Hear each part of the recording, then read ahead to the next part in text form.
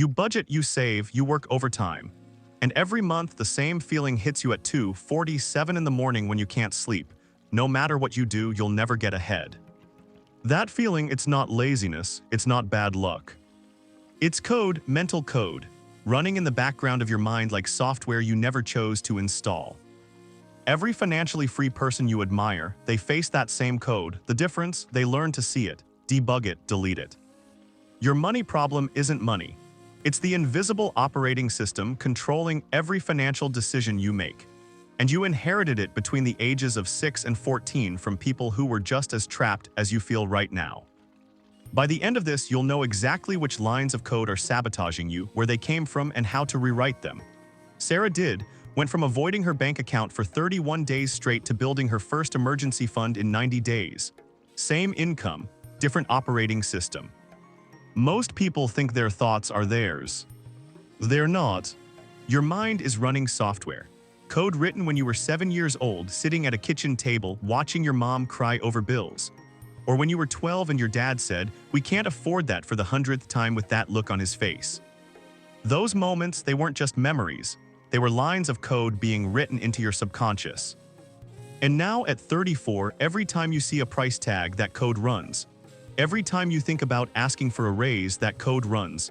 Every time you consider investing, that code runs. You think you're making decisions, but you're not, the software is. Here's the part that changes everything. Wealthy people aren't running better hardware. They're running different software. When a millionaire sees an opportunity, their code says, "How can I make this work?"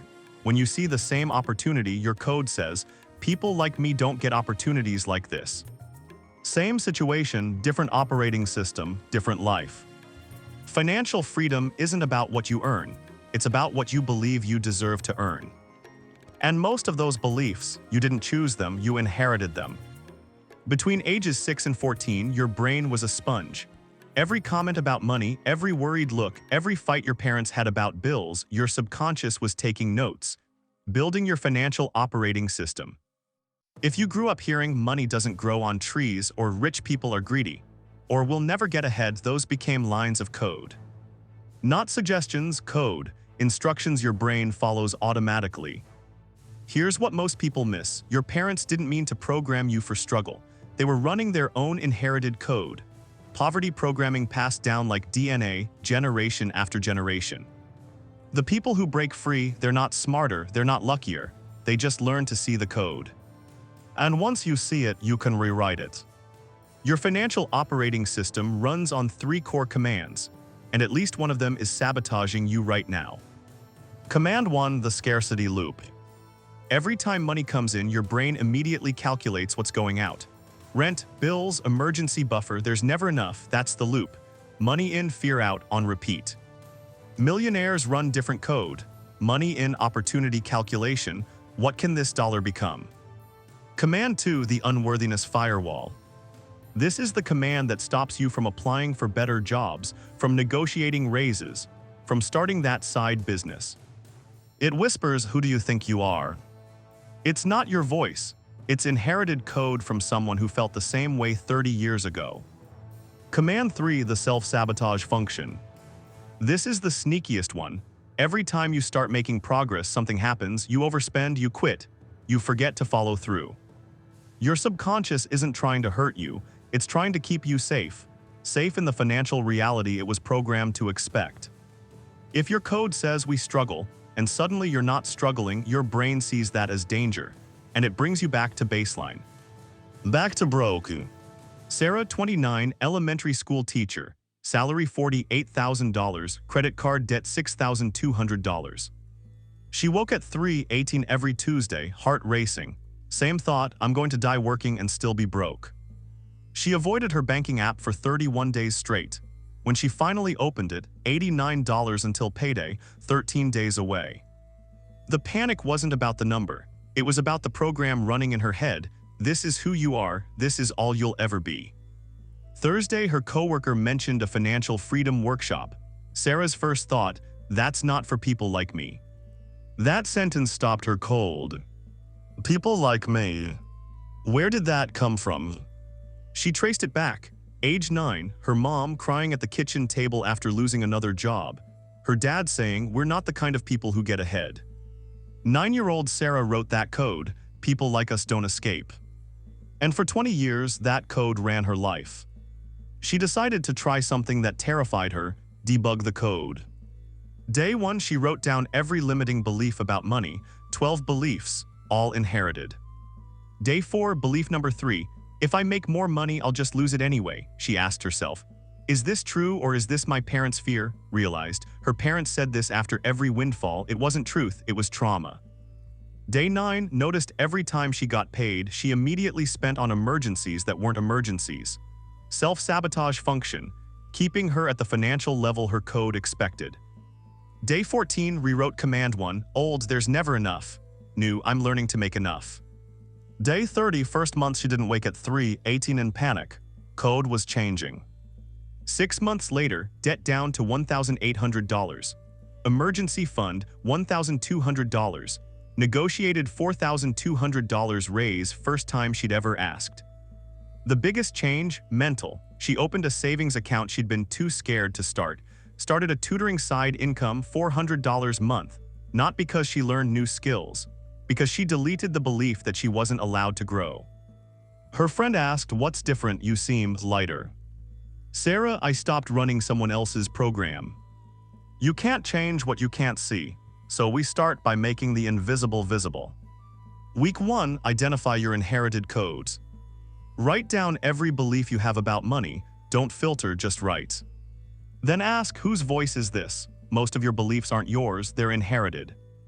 Write the name next to each belief: mom, dad, grandma, society. That's your source code, now you can see what's running you.